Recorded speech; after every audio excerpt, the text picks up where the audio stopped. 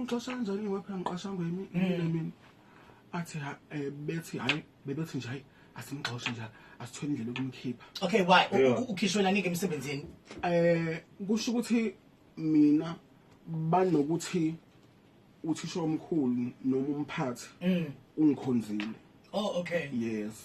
Kusho ukuthi mhlambe bayitshela ukuthi ungikhonzile usho khona into esihlangene ngayo engaphandle komsebenzi.